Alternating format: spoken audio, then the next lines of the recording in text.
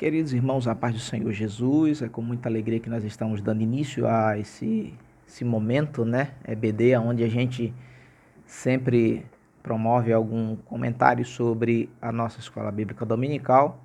E antes de mais nada, eu quero parabenizar os nossos queridos professores. Nós estamos aí comemorando, né, fazendo alusão a esse dia.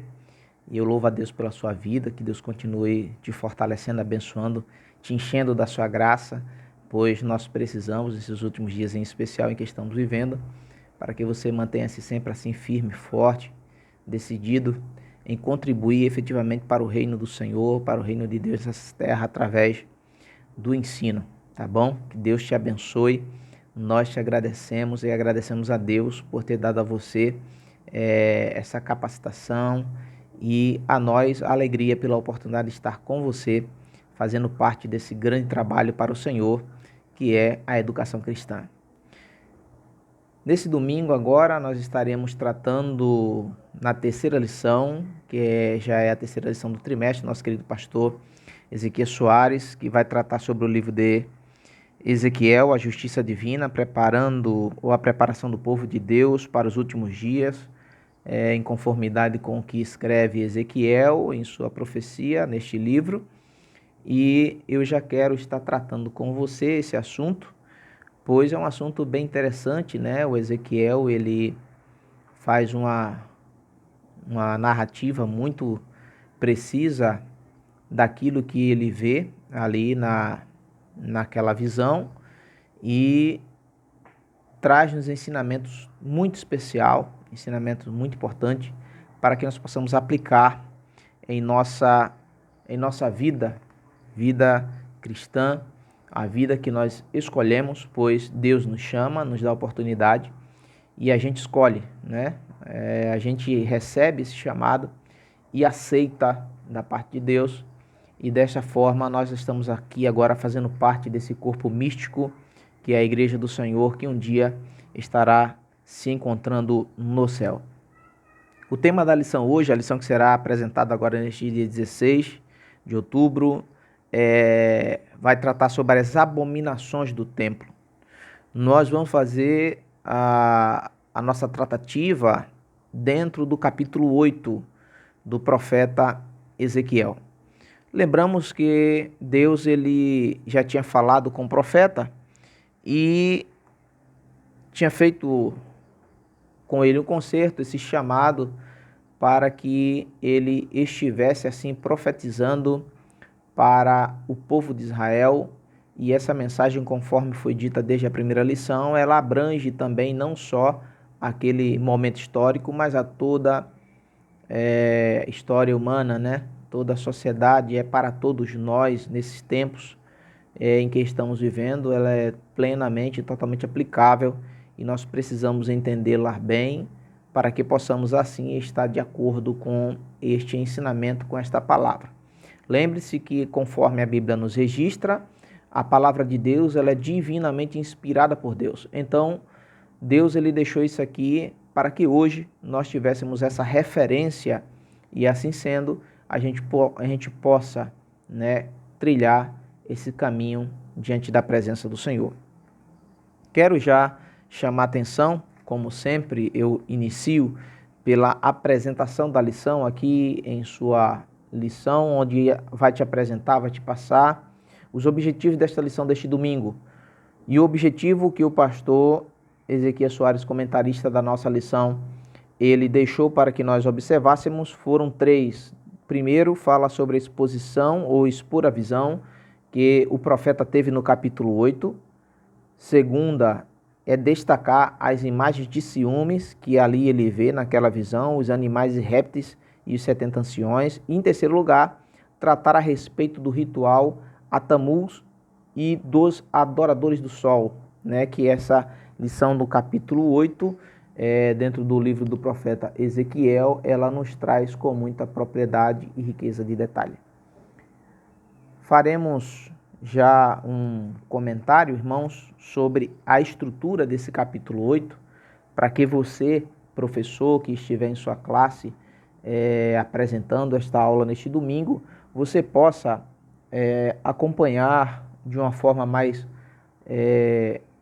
estruturada, tratando aqui academicamente falando, sobre esse capítulo 8. Esse capítulo 8, dentre o cerne da lição deste domingo, ele vai nos trazer ao conhecimento a observação de 4 visões que o profeta apresenta dentro desse capítulo 8. Eu vou narrar aqui para você, apresentando, é claro, as 4. A primeira visão, ele vai tratar sobre as imagens de ciúmes, né? Ela está no versículo 3 até o versículo 6 do livro do profeta Ezequiel, no capítulo 8. Essas imagens de ciúmes que provocam o ciúme de Deus, não é, a ira, e ele localiza esse momento onde o profeta ele vê isso acontecer. Ele diz que é na porta do átrio do lado norte. Isso é importante, porque nós estaremos agora neste domingo, você, meu querido irmão, aqui da nossa congregação sede aqui em Pernambués, convido você a estar presente nessa lição de domingo. Nós estaremos ali apresentando alguns slides, um material especificamente falando, onde estaremos também localizando para você, porque o contexto do capítulo 8, ele dá de forma assim bem precisa onde estava acontecendo todo esse cenário, não é? E nós, através das informações de localização, a gente consegue ter uma boa referência e apresentar isso, né? Aonde você hoje, olhando para aquele contexto da época, através de imagem, por exemplo, você vai conseguir enxergar mais ou menos o cenário que estava acontecendo. Então não perca, neste domingo nós estaremos apresentando isso lá com os nossos recursos técnicos que nós temos, de data show, de televisão. Nós vamos apresentar um material bem dinâmico para que evidencie melhor esse capítulo 8, tá certo? Já na segunda visão, o profeta ele vê pinturas nas paredes, né? Que esta visão ela está apresentada no capítulo 8, versículos de 8 a 12. Né? Ele diz que vê répteis, animais abomináveis, todos pintados nas paredes, e isso acontece, ele diz que é a partir da porta do átrio. Né? Ele dá uma localização, nós também estaremos tratando esse assunto. A terceira visão dentro desse capítulo 8, e ele já fala das adoradoras a Tamuz, né, que está já lá no versículo 13 até o versículo 13 e 14, que são umas mulheres que choram, né, por Tamuz, fazem ali aquele cerimonial, vamos dizer assim, aquele deus Tamuz, Deus um poste ídolo, né, vamos dizer assim, Deus verdadeiro é o nosso Deus, mas os homens ainda insistem em levantar para si deuses, né? E estas mulheres, para termos uma ideia, isso não é de hoje, estas mulheres, elas já faziam isso. E este local, ele localiza como sendo, ele cita, né, como sendo na entrada da casa do Senhor, que está pelo lado norte do templo. Nós estaremos vendo também isso. Na quarta visão e última visão desse capítulo 8, ele fala sobre a adoração ao Deus Sol, né, que já está no finzinho do capítulo 8, versículos 15 e 16, ele fala sobre esses homens que estavam fazendo uma adoração ao Deus Sol. O local que ele cita é na entrada do templo, entre o pórtico e o altar. Então a gente tem essa informação que Ezequiel deixa registrado para nós, para que ao lermos isso, a gente não só tenha o contexto gráfico português, vamos dizer assim, registrado hoje, claro, trazendo à luz da nossa Bíblia, mas também ele nos registra de forma que, se você olhar para aquele cenário, né, o templo a qual existia na época, você consegue se localizar e enxergar mais ou menos o que Ezequiel conseguiu enxergar dentro daquele cenário a qual ele foi apresentado por Deus. Queridos irmãos, vale aqui já de início, trazendo para a primeira visão, né, reforçar que este cenário, isso que aconteceu, o profeta, ele foi levado em espírito, tá certo? Isso aqui não foi um teletransporte, né, trazendo para a nossa realidade. Você lembra do que aconteceu com Filipe, né? O Filipe, ele foi literalmente teletransportado. A Bíblia fala que ele estava na região de Judá, Samaria, perdão, se não me falha a memória aqui, e de repente Deus conduz ele até aquele caminho aonde aquela pessoa que era um homem da elite, da rainha de Candace, ele estaria passando, né, em sua carruagem, e naquele momento ali Deus literalmente tira ele do lugar e põe em outro lugar, né? Deus ele faz isso para Filipe, mas esse contexto aqui a Bíblia relata com riqueza de detalhe. Ele, o próprio Ezequiel, ele deixa claro que ele viu isso em espírito. O espírito pegou ele e levou ele até aquele, vamos dizer assim, até aquele cenário aonde ele estava observando tudo isso, né? Eu tô com a Bíblia aqui. Se você for ver também uma situação muito semelhante a esta, por que não dizer igual, você tem no capítulo 37 de Ezequiel, aonde ele fala que as mãos do Senhor me levou em espírito. É o cenário que ele narra como o Vale dos Ossos Secos, por exemplo. Então Deus pegou ele, a Bíblia fala aqui que Deus levou ele em espírito. Se você ver no capítulo 8 deste livro de Ezequiel, a mesma observação ele deixa registrado, que Deus levou ele em espírito, né? E ele teve toda essa visão que está registrada no capítulo 8 do profeta Ezequiel.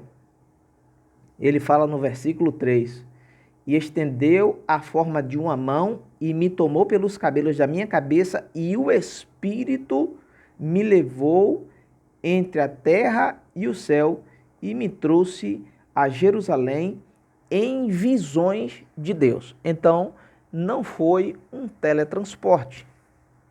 Ele foi levado em espírito. Isso aí é uma informação que eu acredito não existir nenhuma margem para questionamento, mas vale a pena a gente observar.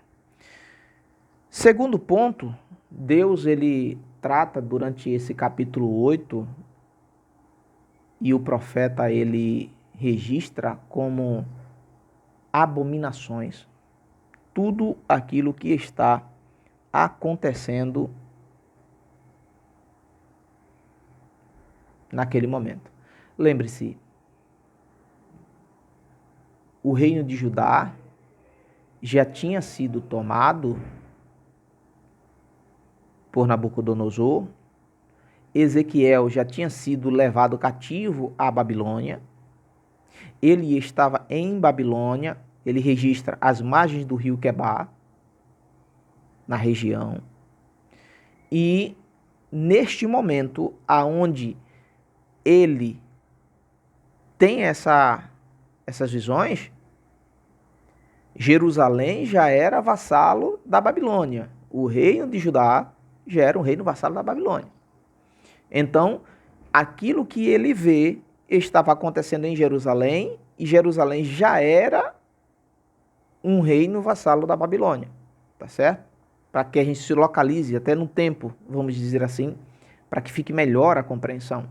Então, em Babilônia, Deus dá a ele estas visões. Jerusalém era sim já reino vassalo do Nabucodonosor. E apenas para registrar mais uma vez aqui, houve uma pergunta onde uma pessoa perguntou sobre como é que estava o reino, né, de Judá. Já era, não me recordo precisamente, foi no último domingo. Como é que estava o reino da Babilônia, o reino de Judá, perdão, desse gênero. Meu querido, Judá, ou o reino do sul, antes mesmo da Babilônia, ele já tinha perdido a sua autonomia. Você lembra que na época do rei Josias, rei Josias teve uma guerra contra o faraó Neco do Egito e ele perdeu essa batalha. E naquele momento do rei Josias, Judá já passou a ser vassalo do Egito.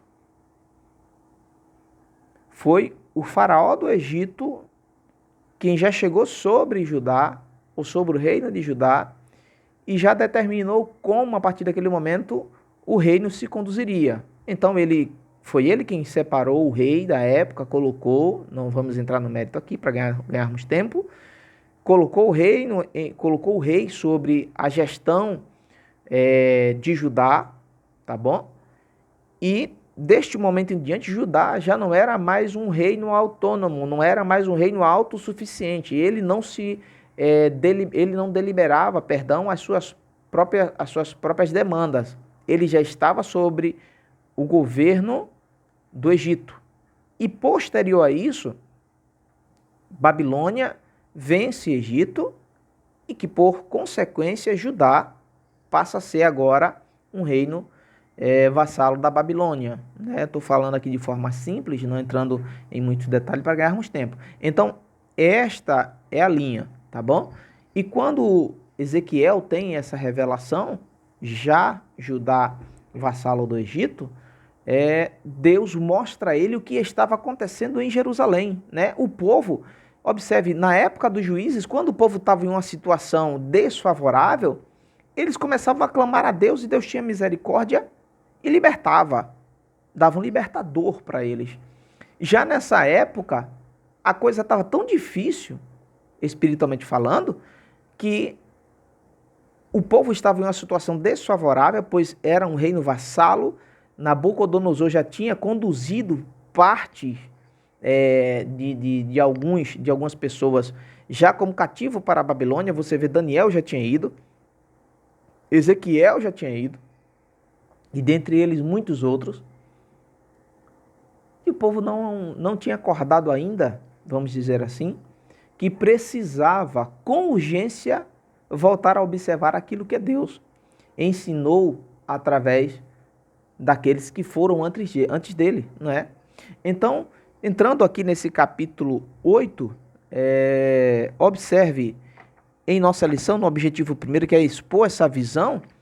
Essa visão, ela tem essa visão do capítulo 8, ela está consolidada nesses 4 momentos: imagens de ciúmes, pintura nas paredes, adoração a Tamuz e adoração ao Deus Sol.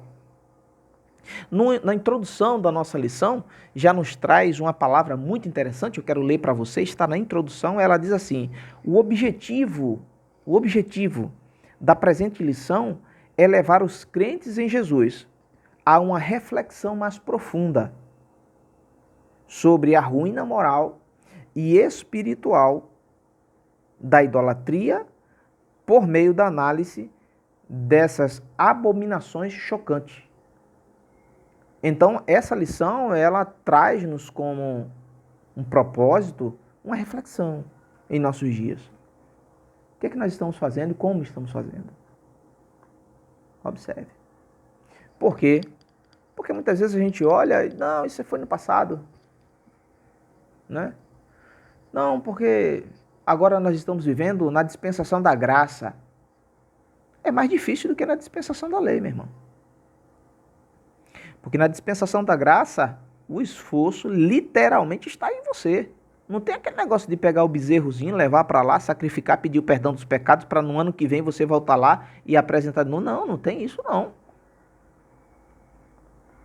Somos nós, eu e você, quem precisamos estar apercebidos a esse momento. Então a lição de hoje, o autor ele já traz isso na introdução.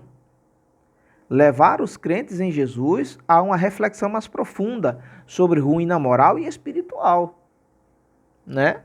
Então, trazendo aqui o nosso tópico 1, que é a visão, que vai falar do capítulo 8,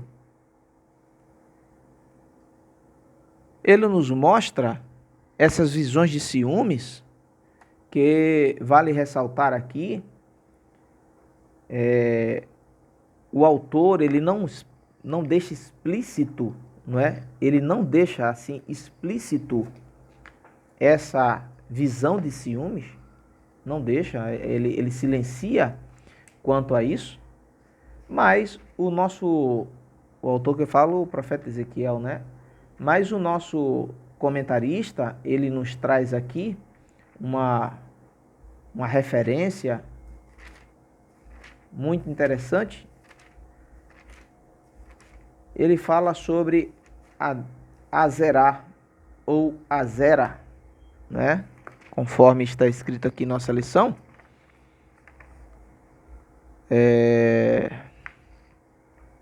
No tópico 2, quando fala sobre as abominações, as imagens de ciúme, ele disse que o rei Manassés tinha deixado uma imagem de madeira de Azerá. Claro que o tempo já tinha passado. Observe, veio Manassés, veio Amon, veio Josias. E se você observar, em Josias, em sua época, houve uma grande revolução espiritual no reino de Judá. Josias, irmãos, foi extremamente usado por Deus para libertar o povo da decadência espiritual que o rei Manassés ele tinha produzido, né? E que Amon ele também não fez diferente. Então, na época do rei Manassés, até uma imagem de madeira de Azera, ou Azerá, tinha sido colocada no templo. Está aqui em nossa lição, no subtópico 2, falando sobre as abominações, parte 1. Ele diz assim, o rei Manassés pôs no templo de Jerusalém a imagem de madeira de Azerá. Está escrito lá em 2 Reis, capítulo 21, versículo 7. Mas que foi destruída pelo rei Josias. Então, observe, o escritor ele nos faz aqui uma reflexão, nos traz aqui uma indicação de que mesmo o rei Josias, tendo destruído essa imagem, tendo feito essa revolução espiritual em Judá, após a sua morte, as pessoas começaram a praticar as mesmas coisas. Podemos inferir esse comentário, né? E se você quiser ter uma dimensão assim dessa revolução espiritual, dessa limpeza, dessa higienização, dessa asepsia que o rei Josias fez em seu reino, na época da sua gestão, você vai ler a partir do capítulo 23 do livro de 2 Reis. Você vai ver as tantas coisas que Josias precisou fazer para dar início, vamos dizer assim, a essa revolução, a essa limpeza espiritual. Eu deixei aqui algumas coisas anotadas e observe. 23, versículo 4 de 2 Reis. E o rei mandou o sumo sacerdote Ilquias, ao sacerdote da segunda ordem e aos guardas do umbral da porta que tirassem do templo do Senhor os vasos que se tinham feito para Baal. Observe o que eles tinham feito. Vasos para Baal, para os bosques, para os exércitos do céu. Já no versículo 5, ele diz assim, também destruiu os sacerdotes que o rei estabeleceram para incensarem sobre os altos das cidades. Irmão, tinha caído uma decadência assim, sem precedentes, vamos dizer assim, Israel, Judá.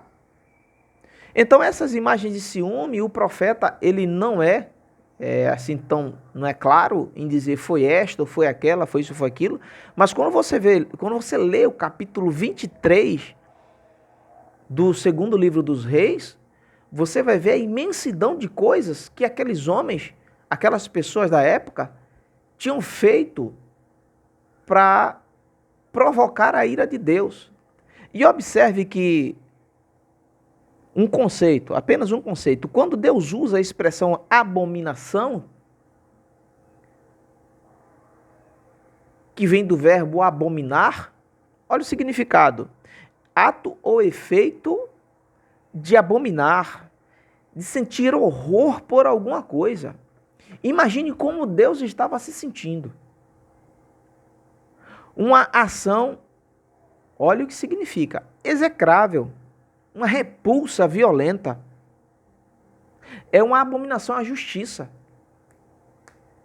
É um sentimento de repugnância, de aversão. Então Deus, irmãos, ele olha para aquilo e faz, não é possível. Porque você lembra que no capítulo 7 de Ezequiel, Deus falou que viria o fim. Olha, vou trazer, vou passar a régua, acabou. Então Deus chega a Ezequiel e como uma forma, ele não precisa, no capítulo 1 nós falamos sobre a soberania de Deus. Deus não precisa justificar nada. Mas ele, para, entre aspas, dizer, olha Ezequiel, sabe o porquê que eu estou fazendo? Porque talvez, irmãos, alguns daqueles que estavam a ouvir o profeta Ezequiel quando usado por Deus, questionavam, mas para que tudo isso? Por que tudo isso? Não é? E por que tudo isso? Tem necessidade, porque nós vemos, isso acontece hoje, não é? Isso acontece hoje. Mas para que tratar com tanta veemência? Foi uma coisa até relativamente simples, não é, cara? Tá aí, irmão. Tá aí Deus fazendo a mesma coisa. Tá aí Deus fazendo a mesma coisa. Deus está vendo, Ezequiel, eu vou fazer, mas eu vou fazer e eu vou te mostrar o porquê que isso está acontecendo, porquê que eu estou chegando neste limite. E Deus pega Ezequiel lá de Babilônia, traz de volta em espírito e mostra o que está acontecendo. Lá dentro do templo, irmão, dentro do templo, não era na rua, não era na cidade, não era na praça, não era dentro do templo, o local que foi consagrado ao Deus de Israel, aonde a presença de Deus se estava ali, estava presente, era ali, era na arca, lembra? Era na arca da aliança. Então, começa a ter toda esse trauma, né? Para não falarmos outra expressão, esse trauma. E Deus faz, olha, vem ver aqui, eu quero te mostrar. Em outras palavras, isso aqui é meu, viu? Isso aqui é eu parafraseando aqui. Se alguém te perguntar, aqui em Judá, se estiver dando de desentendido, se alguém te perguntar, fala para ele o que eu te mostrei. Fala para ele o que eu te mostrei. Claro, eu vou botar uma ressalva aqui, mas eu estou falando porque quando você vai lá no capítulo 3, Deus deixou Ezequiel mudo, então ele só falava quando o Espírito do Senhor descia. Era o profeta, estava mudo, e Deus usava ele assim. Mas vamos parafrasear. Se te perguntarem, Ezequiel, por que tanta justiça de Deus sobre o povo, fala para ele o que eu te mostrei. Fala para ele o que eu te mostrei. E observe, eu trouxe aqui algumas outras informações ainda sobre esse tópico.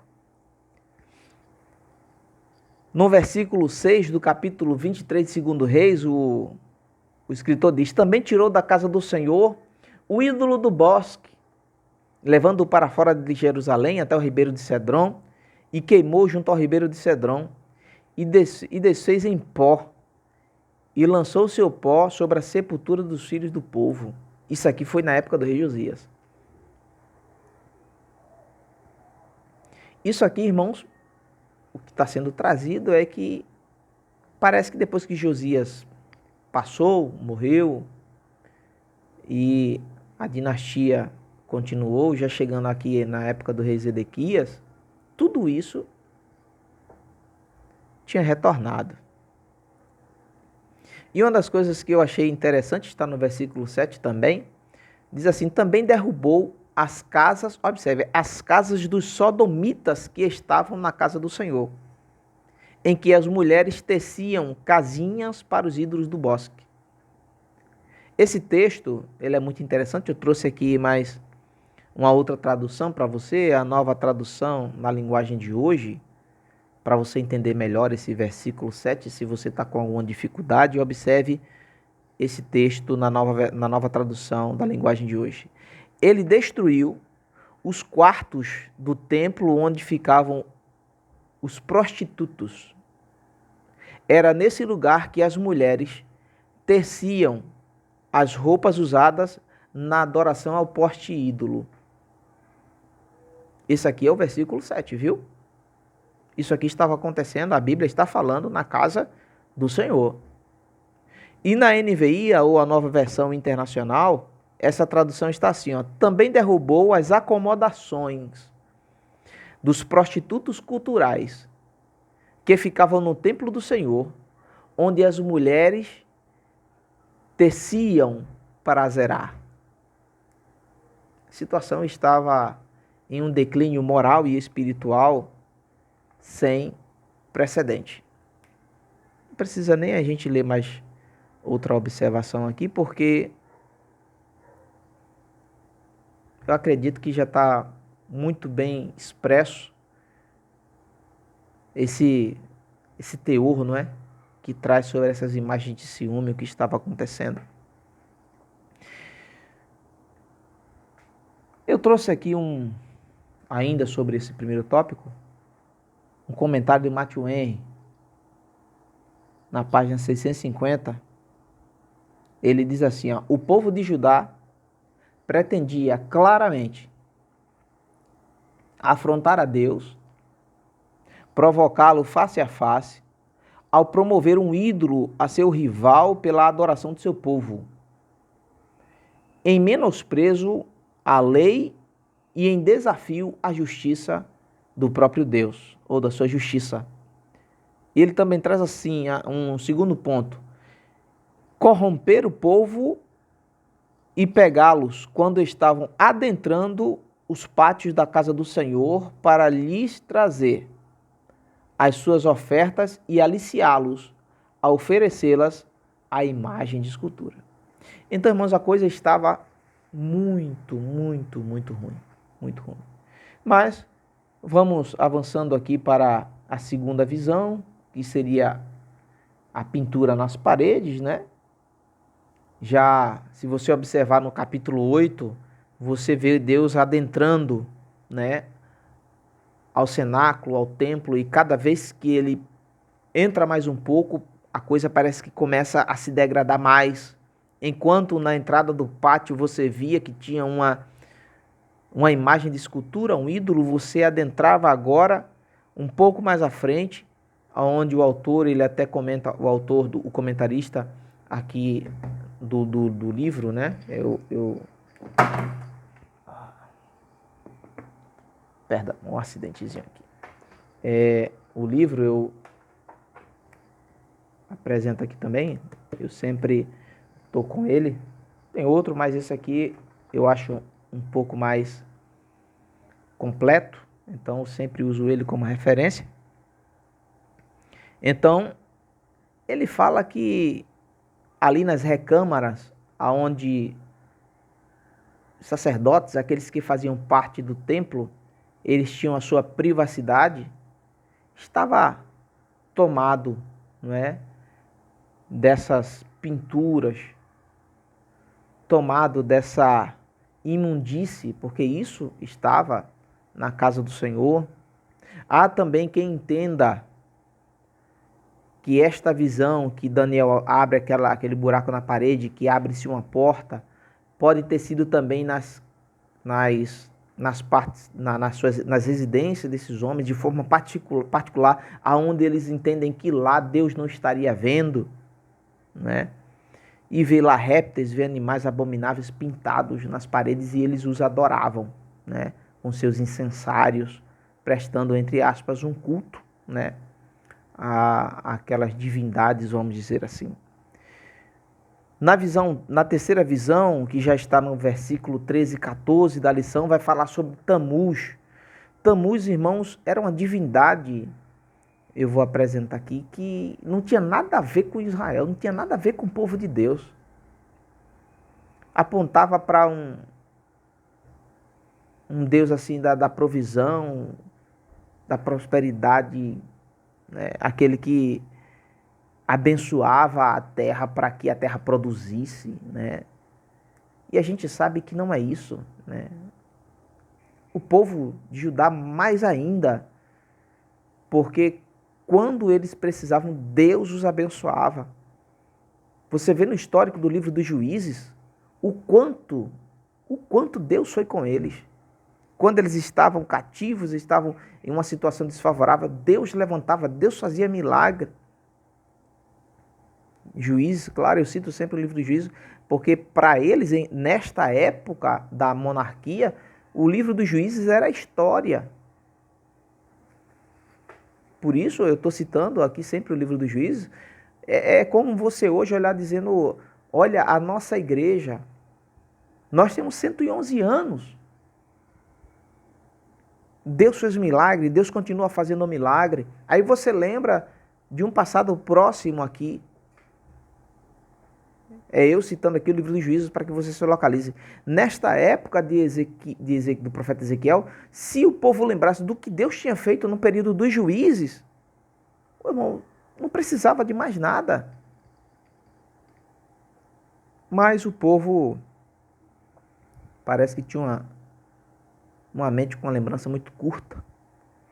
E aqui na terceira visão, Deus já mostra mulheres que estão adorando a Tamuz. Observe, um deus egípcio, lá no Egito ele era conhecido como Horus, casada com Astarte, e para eles lá era como se fosse a rainha do céu. Essa deusa Astarte, se você for ver nas mitologias, era Ista para os acádios,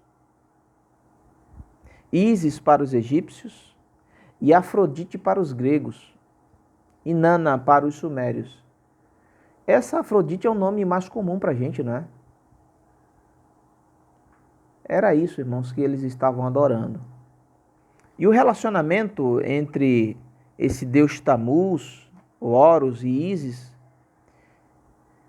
correspondem, estou lendo aqui, notadamente a um relacionamento e característica da Babilônia, Tamuz e Ista.